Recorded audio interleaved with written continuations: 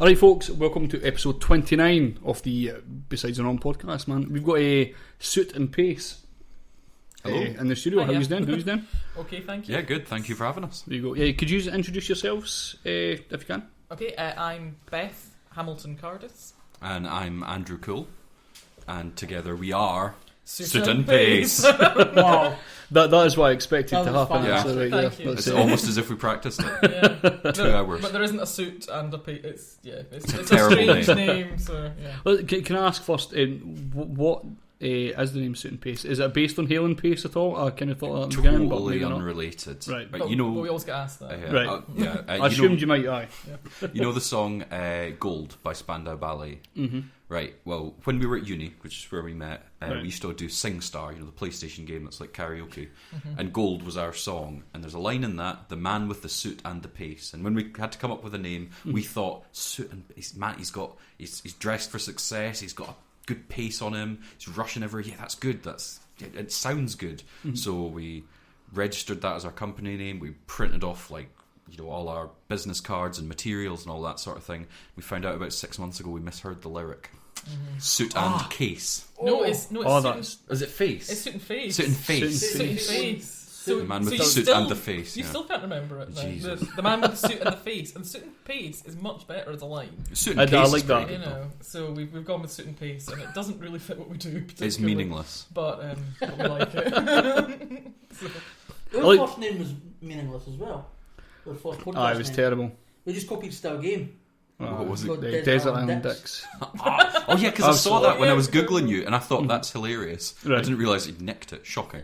Well, the main problem with that is we started Desert Island Dicks, and then when we started to get book guests, they were like, "This sounds absolutely fucking ridiculous. I'm not going to go near this Desert Island Dicks." Like, really? Our dad at one point offered us a new section of the show, and he offered that we could call it Desert Island Dicks if we wanted. We're like, Dad, we made this podcast years ago. This is gone and finished, and he had no idea that we had even made it. Oh, That's it, disappointing. Yeah.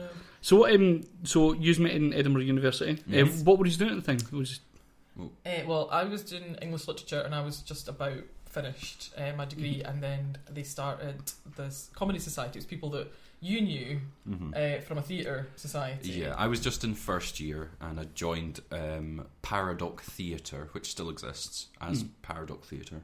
I think so, Yeah. something like that. Very And experimental stuff. there was a couple of people in that, or who were associated with that anyway, started up this comedy society, and I was quite into that, so I went along and I saw an advert stuck on the side of the library and thought, yeah, I like sketch comedy, I'll have a go. And so yeah, people did stand up, but we just did the sketches, and then based on that, I think we basically became friends because everyone else could be a bit confrontational, and we were like, they all had an argument about a Sophie Alice Baxter song at one point, and we just sat at the side and thought, I'm not it was getting involved. vital to the sketch.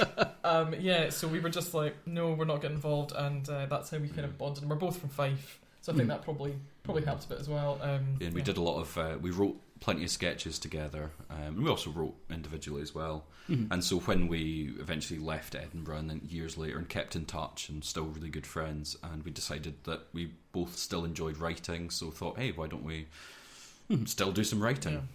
So we did, and then we got some work out of that, and got some more work, and people were interested, and started getting more and more, and decided, oh, actually, this is working out all right. Clearly, we're not as terrible as I fear we are in my sleep. That's perfect.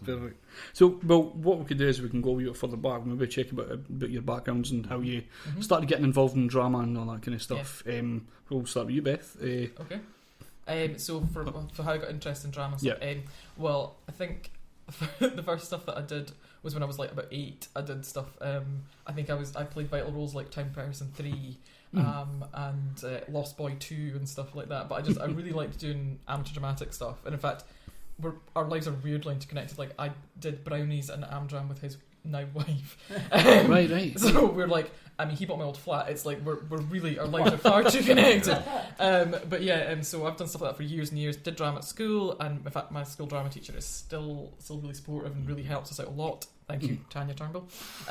Name check. And yeah, so just from then on, I liked doing acting. So I like writing more than acting, to be honest. But yeah, it just sort of kind of came from there. I was that annoying child at school who wrote plays and made people take part in them. You know, when I was like in P7, I was a pain.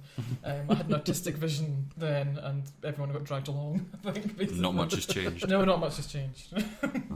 And I was involved in all the nativity and stuff like that we did at school, but I didn't properly get into like Amdram or anything until I was at high school. In third year, I suppose. You know, how you had to.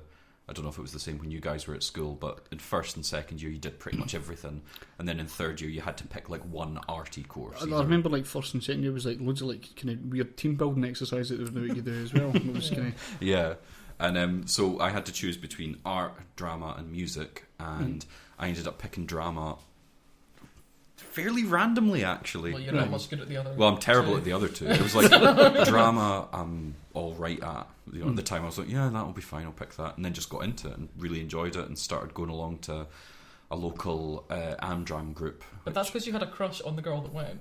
Well, I never get into the deeper story of what happened. Let's chop. My wife might be listening. Amdram is a good way. The ratio of boys to girls in amateur dramatics. Yeah, just tips for any youngsters who are listening to this. Because you were Prince Charming and everything, weren't you? I was Prince Charming. Yeah, I definitely was a bit slimmer back then when I was Prince Charming. I was an ogre once. And just did lots of pantos and stuff like that. It was quite fun. And then, obviously, when I went to uni, I knew I liked doing all of that. So I just looked through the prospectus of all the societies, and I just picked one of the drama groups randomly, and it happened to be the one that I mentioned that you know, there were some people starting up a comedy, and so that's excellent. I think. Excellent. So you moved into doing Suit and Pace. Did you have any idea of the work you were going to be doing sort of later on when you first started? Not really, no. No. The very first thing we did was for the Scottish Mental Health Arts and Film Festival, and at the time we were working in, well, I was working in community education, you were working in social care. And I just saw an email about it and thought, oh, that sounds quite interesting, because it was something that we both had a bit of an interest in, and thought, could we do something like, because comedy was our background, can you do something that's comedic and also about mental well-being? I thought that's an interesting challenge, and emailed the woman Shona, who was lovely, and was like, yeah, go for it. So we ended up doing the launch of the Fife part of the festival, and it went down really well, and basically off the back of that we just kept getting asked to do more and more bits of work. So in the beginning it was very much events, things where we'd be given a topic like financial harm, and like, can you make that funny? And so we'd be like, well, have a go. And I don't think we've ever said no. I don't think we've ever found something that we thought we wouldn't try. I mean, we never ever like make fun of the person that's in a difficult situation. It's more that around those situations there's still funny human stuff going on. It's, you know, I think a lot of the time people think people who are in difficulty don't have any sense of humour, but that's just not the case. Yeah, we quite pride ourselves on being able to do something amusing and funny and thought-provoking about pretty much any topic. We've done like, well, Beth mentioned the first thing, the Scottish Mental Health Arts and Film Festival. That was about sort of male mental health. We did something about financial harm, where there was a brother with a disability being taken advantage of by his brother who was his carer. We've done some stuff about Alzheimer's, about bereavement, all the big laugh scams. We've done stuff about issues affecting refugees. Did that for younger children as well. A lot about mental well-being. That's been a topic that's quite important to us and kind of keeps coming back, to be honest, as something that we feel needs a bit more coverage, really. So we're always keen to do things around that. But yeah, we like a challenge.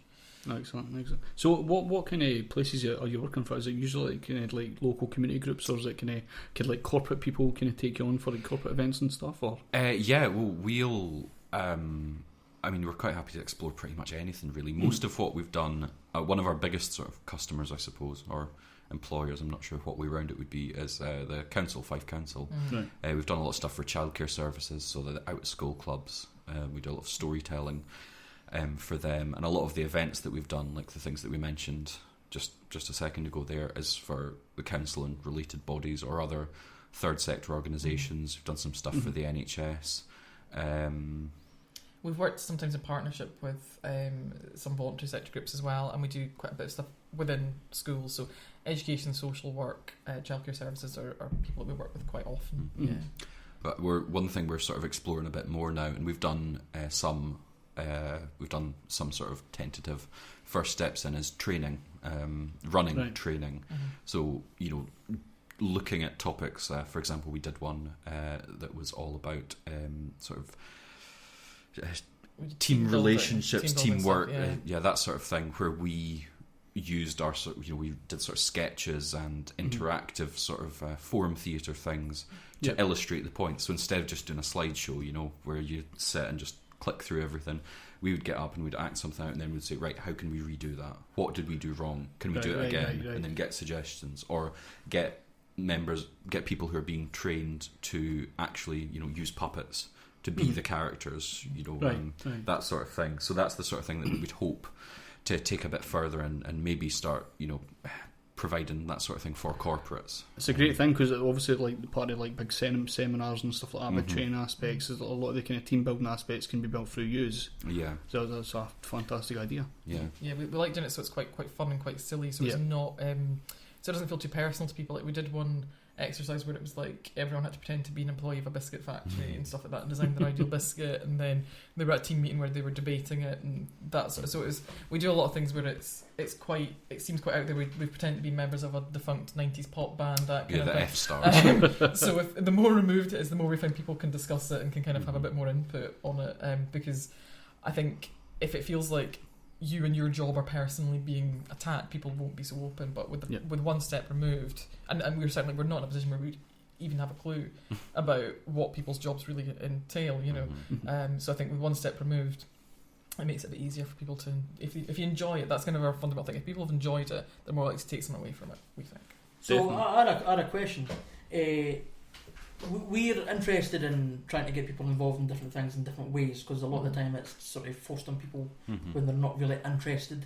And I was reading about the refugee thing that you done, and I was wondering how that went. Does that kind of thing happen to go well? Because I know that you apparently you used things about aliens and things instead of actually putting in like the actual serious problems of refugees. You sort of use metaphors instead. Is that? Yeah, that's so that one with the aliens, that was it 2015?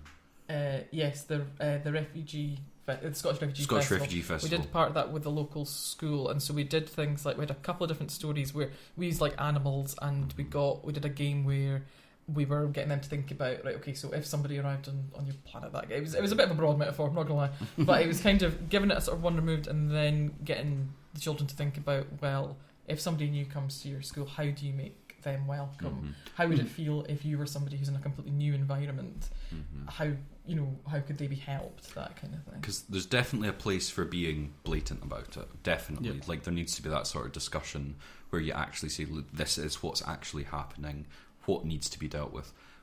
When we're doing stuff with young people, especially at primary age, then just small changes of attitude, just by making them think about things, are maybe as much as we can really do in the short time that we've got with them. So the stories that are quite abstracted, that are about, like Beth said, an alien coming to Earth, or my story was about an animal whose house had been destroyed, and he went to all the other animals and to see if they would help him. So it's it's obvious from our perspective what it's sort of saying, but it's more just thinking about being welcoming.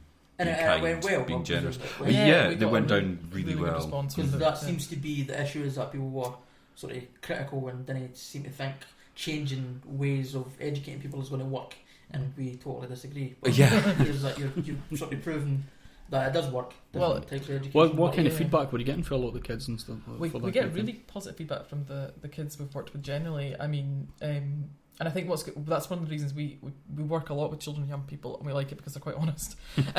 So exactly. While sometimes an adult will say, "Oh yeah, that was fine," and then afterwards they didn't like it, children will come up to you and say, "I did not enjoy that," and they're not sort of judging you. They're just saying, "I didn't like that as much as I could have done," and you're like, "That's fine." Or sometimes, "Today I didn't like it so much as I might have done another day," that kind of thing. But generally speaking, we get a good response, and I think children are much more open to I think adults are much more like to go, I'm not going to something that's artsy, I'm not going to something that's theatre. Children don't really judge, they sort of like, if it's there and if it's funny, I'm going to enjoy it. If it's rubbish, I won't. You know? So it's kind of, but that's why we're very keen to bring things like into schools, into the community. I mean, we've done a bit of work with like the Scottish Storytelling Centre and stuff, which has been great as well. But our focus is generally on stuff that people can, we're really keen on access, on making stuff as accessible as possible, because otherwise, you're kind of huge members of the community that are not. People don't necessarily have money to pay for tickets to go and see something. So we want to take that to the people that are wanting it and that are not getting to see it anywhere else. Mm-hmm. Mm-hmm. Excellent. So just to touch more on the schoolwork, what's the kind of process you go through? Will someone from a school get in touch with you?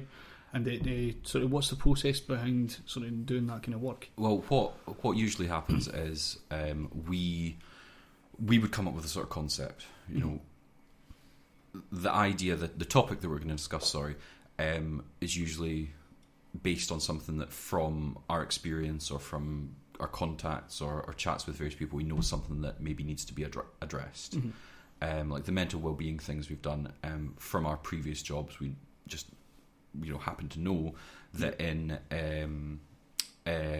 what's it called? It's called something different in all the different schools. PSE or SE, social skills, don't really look at mental well-being that much. They look at sex and they look at drugs and not much else. So we knew there was an actual gap for that sort of thing.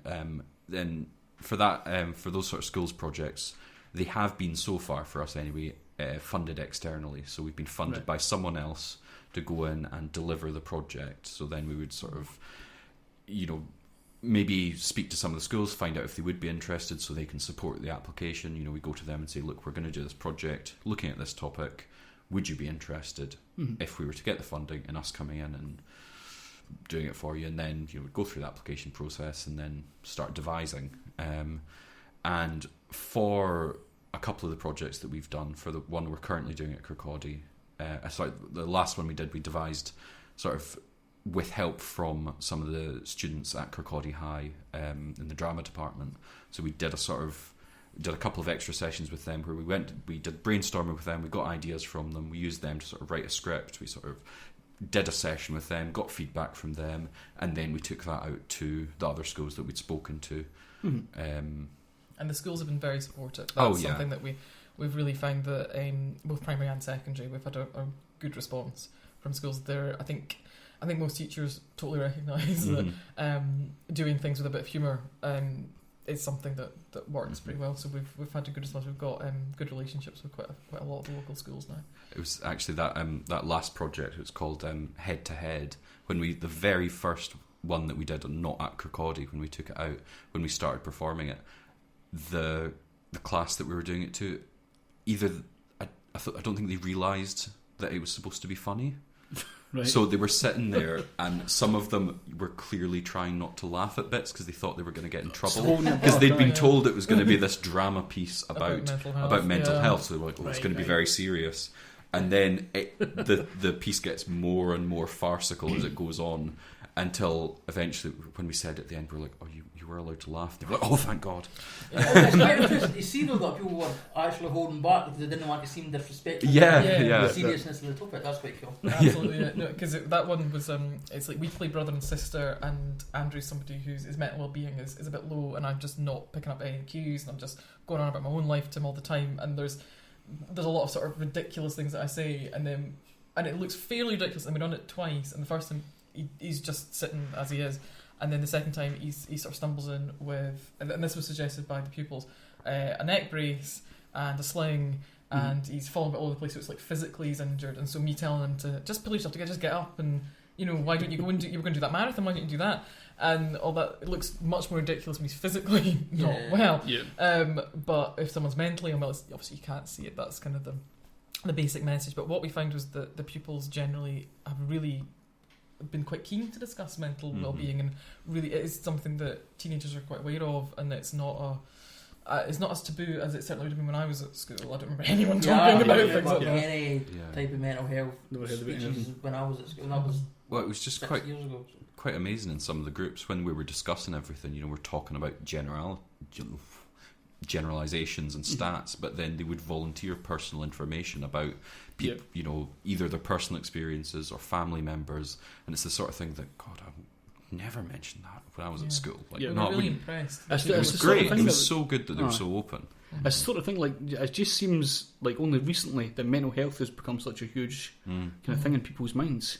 It's become a lot more taboo, I suppose. Yeah. People are more accepting. Less taboo. A lot more acceptable to talk about it. I mean, we had support when we were running that first project. Sam H have given us a bit of support, and Penumbra gave us a bit of support as well, which was good because we are trained in things like mental health first aid, and based on our previous jobs, we have worked with people around mental health issues, but it's not our expertise as an area. So we always seek to work with people, because if things come out and somebody needs more support, you know, we're actors and writers. That's not really what we're qualified to do. So I think the fantastic thing about the two of you is that you've actually had this experience in a lot of the kind of stuff you do. So you're able to kind of build on that and obviously work it into your acts as well. A lot of kind of like lesser known groups that wouldn't have had that background would just kind of look a bit obnoxious sometimes, like just going in and kind of doing some sort of we project for everybody, and it just kind of it's great coming for you guys because you've had that background. So it's fantastic to hear you talking about it. I think it definitely is quite nice to be able to go in and do this sort of work in schools that we've also previously done community work in. It's a different perspective on it. And I think that working with, I mean, I was a community worker for like 7 years, and I worked with young people who were like young offenders or affected by substance use, who were homeless, and it does make you realise how little you know. So we always do try to kind of get, especially for the schools work, we always try to work with young people to get their views as well, because I think it's very easy for adults to go in and say, right, this is what you need to know, and nearly always get it so wrong. There was a thing I encountered. I'd done about 10 years work of the youth work. About 8 years ago. I stopped a while ago, but a lot of the problems we had during the youth work time was people just deciding, we'll just get them to do arts and crafts and stuff like that. Like handing a bunch of Neds, a bunch of glitter and some paper on a Friday is just absolutely ridiculous sometimes. Then they wonder why nobody's shown up. Exactly. It was quite irritating. Like they've decided what the youth work's going to look like. It was really I remember annoying. that one night, I've spoken about this before, where they planned to have a movie night every Friday night,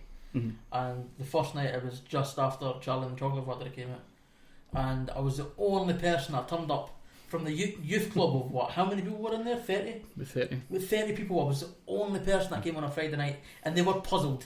And you think, we sat all day, and then we were told that we have to set up an arts and crafts table for the people that weren't looking to watch the film, and there was like some terrible film choices some weeks as well, and I'm supposed to sit there and go through and kind of set up beforehand, knowing that people aren't going to turn up all the time.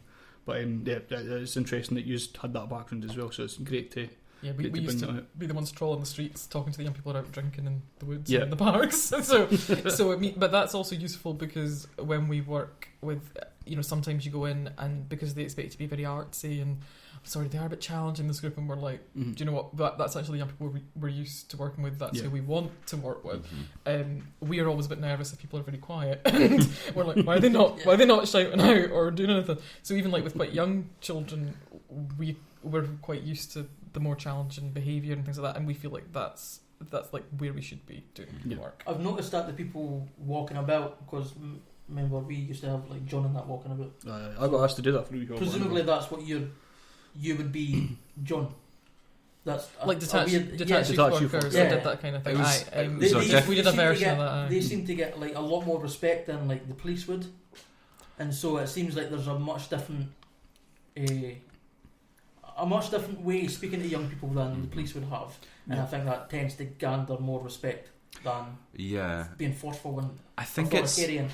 I think it's different roles, like because the police, no matter how nice and community minded they are, they've got a specific job to do, and it is dealing with breaking the law.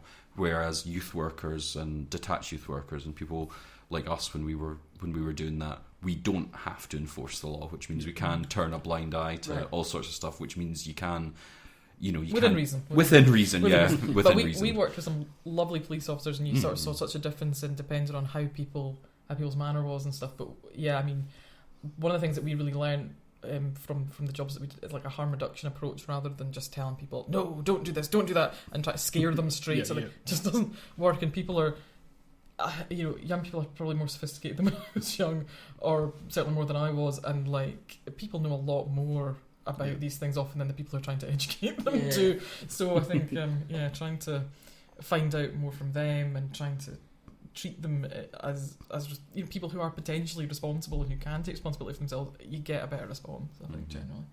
Definitely. So if we go back a wee bit, you were talking about, well, you started Suit and Pace. You done your kind of first work. Had you decided at that point you were going to try and make it a business? What was your kind of thoughts on that at that point?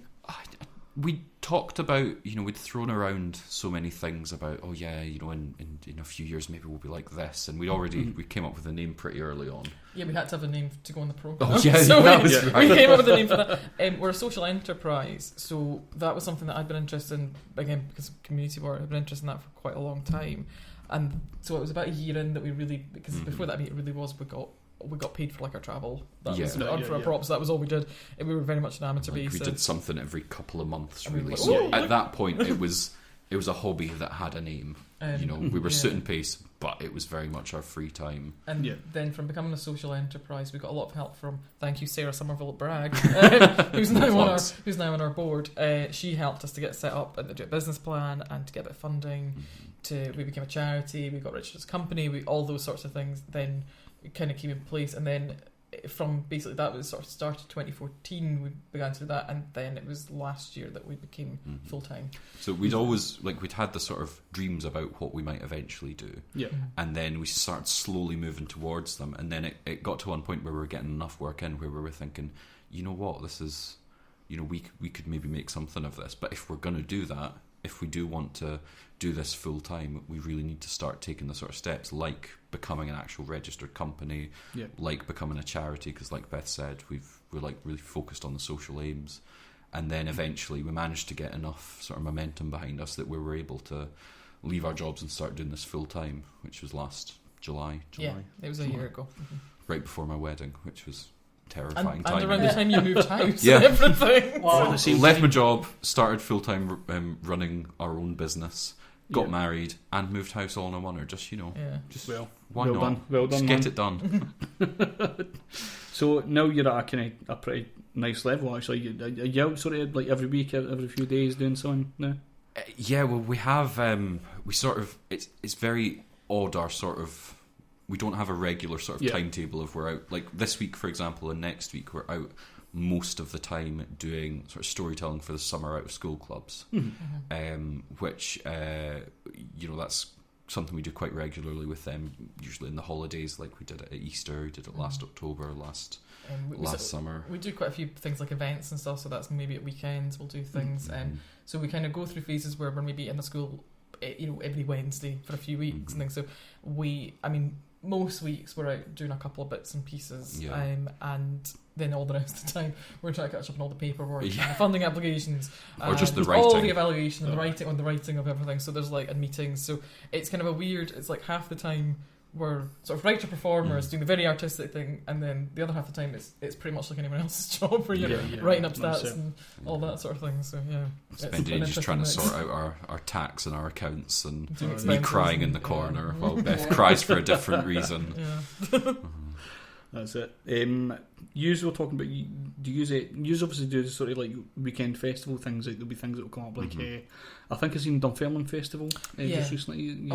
We did the food festival in Dunfermline. So that was good. So that was fun. This Saturday, actually, we're doing some storytelling at the Festival 16, which is Fife Youth Arts Hub's sort of summer arts festival. Take over the centre of Kirkcaldy and do all sorts of things. So we'll be at the Kirkcaldy Library at the Galleries. We've got our storytelling tent. Is this the one right on the High Street, or is it the one at... No, it's the one up in the back of the train station. Right, that's cool. So we're going to be there from I think 10 till 4. I think that's how long the day is, rough. Yes, don't quote me exactly on the times, but if you come at lunchtime, we'll probably be around. So what's the user doing for this then? It's storytelling. Aimed at sort of primary-aged kids. And a little bit younger. And a little bit younger. Yeah, we do storytelling for kind of right from like babies up to sort of 12-year-olds. But this one's aimed not quite at the youngest ones, but a little bit older and up to primary. And so we've got a variety of stories prepared, and just sort of people drop in, drop out, and just hear some stories. We've got. I'm hoping it's going to be nice weather, but not too sunny, because if it's too sunny, our tent will turn into a microwave. Our tent gets quite warm, but yeah, we're doing sort of party festival themed stories. We decided to go for, but we use like traditional, quite often Scottish stories, but quite often from around the world too. But we always kind of put our own spin on them, because sometimes they're not that modern in terms of their morals or in terms of the gender makeup of the characters. So we tend to change things a bit and put a bit of humour in them. I think we're going to be doing one where you have to pretend to be a giant. I've just written that one. You're going to be a giant who dances, so who doesn't love that? You know, the audience can all join in with the dancing they too can if also they be want. giants. You're the main giant. I'm the main giant. I'm the most important giant. Do you find it harder or easier to work with younger people or older people? Is it just a different kind of writing? It's different. Like Beth was saying earlier, when they're younger, the feedback is, it's easier to tell if something's going down well. Yep. Young people, there's a certain age where the politeness kicks in, and people will say, "Oh no, it was very good," even if they didn't. so it's easier to know if you're doing a good job when they're younger. But then at the same time, like when you're working with adults, in general, you can be a lot more. What's the word I'm looking for? You don't have to sort of target it at specific ages. Or if you're working with under 10s, sometimes take more risks with adults, but it depends on the group. But if you're working with, say, under 10s, under 10 means a huge thing. Like a 10-year-old and a 2-year-old, you can't do the same thing.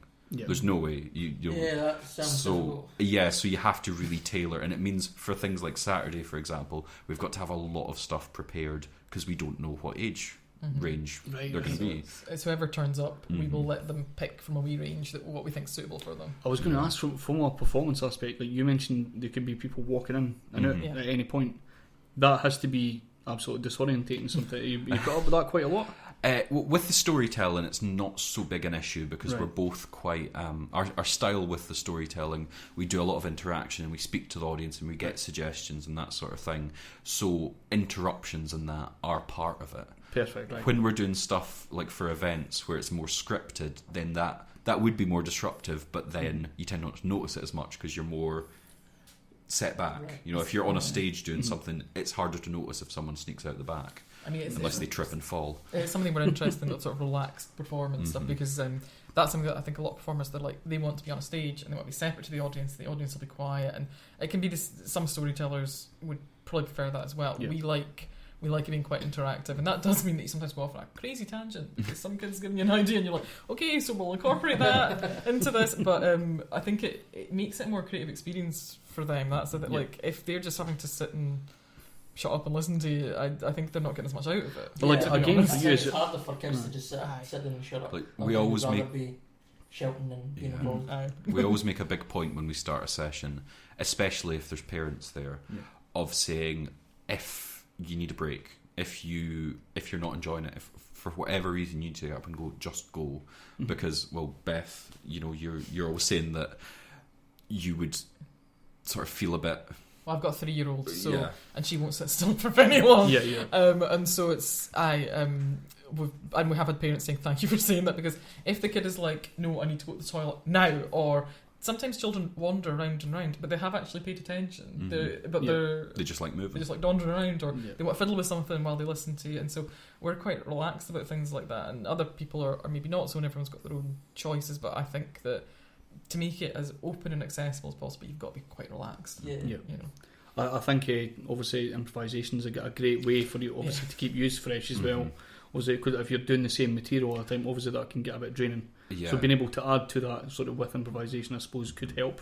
Yeah, it definitely does. Like I mentioned, we're doing the out of school clubs this week and next week. So we are, apart from one exception, we're doing the same stories in all the out of school clubs. So if we were doing it exactly, if we were doing exactly the same words every single time, it would would probably get quite boring. It would get very repetitive. But because we're getting the suggestions from the audience and they're making different noises and they are taking it in strange routes by suggesting characters that we haven't thought of, it's more fun for us. It definitely is. I mean, I would have never come up with a hero name like a Titanium Panther on my own, but or with Super Blast and things like that. We have all sorts of people incorporated into our stories. Or when we were asking for suggestions on, so what could this hero's hobby be? And one was like, well, I think he likes building pyramids out of Tic Tacs and then eating them. Like, yep, sounds good. Yeah, incorporate that. So bending that into the story somehow. So that's well. Can I ask? Sorry, what's for your future? What you've got planned? Well, in the short term, already mentioned Saturday. Come along. It's I suppose it's just slow, incremental growth. Trying to do a bit more of everything. Trying to do a bit more of the training that I mentioned. We want to do more of, getting more sort of storytelling done. We've recently actually both of us became sort of accredited members of the Scottish Storytelling Directory. Cool. So that's hopefully going to provide us more opportunities to do different types of things. Yeah, I mean, we've got quite a lot of projects coming up. Like, we're working on the mental wellbeing project for S1 to S3s. We're working on a storytelling project that's doing more work around the Syrian families that have recently come into the area. So building on the work that we did last year for the Refugee Festival, we did a bit this year again, and we're wanting to do a bigger project directly working with the refugee families. We've been doing the thing, and Andrew's got really good contacts, so that's been and we've had a really good response from partners for that as well, and met some of the families, and that's been great. We've got quite a lot of bits and pieces going on. I'm just trying to think. We're doing more training. We're doing a bit of work with Edinburgh University. We're hopefully going to be doing some more work in Dunfermline, sort of at some of the festivals that they've got running throughout the year. Yeah, so there's just quite a lot of lots of bits and pieces that's quite interesting. But at the moment, I suppose we're always keen to kind of just get better known, and particularly in Fife, and then moving a little bit beyond Fife as well. Ultimately, we've done a little bit beyond Fife, but yeah. That leads into my next question. Have you ever thought putting someone together for the Fringe? Well, like that? as Suit and Pace, not soon anyway. When we were with Comedy in that, which was the comedy society we met in, which is now called the Edinburgh Review, we did a Fringe show in, what year would that have been? That would have been 2007. We did a Fringe show. We did a sketch show. Yes, God, that dates us somewhat. We did a sketch show, and that was good fun, and it was a free sketch show on the Free Fringe, and we actually made some money, and nobody makes money on the Fringe because we got donations. We actually made a bit of money, not much, but and it was good fun. And I think in the long term we would maybe do like a children's show at the Fringe. We would like to do our storytelling based show. I think that'd be good, but at the moment we're quite busy doing the kind of community side stuff. We would like to do more of the kind of bit more theatre based stuff as well, as we want to kind of do a bit of everything really. But the Fringe is it's great. It's a great we're going through to see some stuff actually, as so for research and development. We did stuff for the Imaginate Children's Festival this year as well, and we'd like to do more of that too. But for us right now, the Fringe, it's a hell of a lot of work for a brilliant to get your name out there and all that sort of stuff, but we're not at the stage where that would be useful for us really, and it would almost certainly make a loss. So I think obviously the main basis of what you're doing, you're just going to kind of stick to kind of community based work. Yeah, for the foreseeable anyway. That's kind of the focus. We're doing a little bit more here and there of the kind of more professional theatre setting stuff, and we're keen to expand it. What we'd really like to do is to be able to offer something that's the same artistic quality, whether you saw us in a theatre and bought a ticket for, or whether we came into your kids' youth club and did it there. And that's the sort of thing that I think a lot of people sort of have different versions, or community stuff is totally separate from the professional in inverted commas stuff. We think that if something's good quality and it's got a decent message, anybody should be able to see it. Definitely. Well, thanks very much for coming in. That's been absolutely perfect. Well, thank you for having us. Can I just say, if you are listening, Sarah, hi. Hope it wasn't too embarrassing. And Andrew, my husband Andrew, because my husband's called Andrew as well as a board. Our lives are way too close together. So Andrew will listen to this eventually. Hi to you as well. Excellent. No, thanks for having us. That was definitely really perfect. Well, thanks for coming in. If you want to plug your date, you were getting away for Saturday. Oh yes, so this Saturday, which is the 30th? It's the 30th of July. 30th of July. Yes. We'll be at Festival 16 at the Kirkcaldy Galleries. We'll be in a story tent outside, roughly 10 till 4. And yeah, come along. We'll have. And there's lots of it's not just us. There's loads of good stuff. Yes, there's lots. And there's aerial dance stuff. There's a pop-up beach. We're now making these. Beach. Yeah. Not totally certain what it means, but I'm looking quite forward to finding excited. out. I'm hoping it's a good day. On our lunch break, we're going to wander around and just nose into all these things. Definitely. Well, again, thanks very much for coming in, and thank you. Cool, thanks for having us. Bye.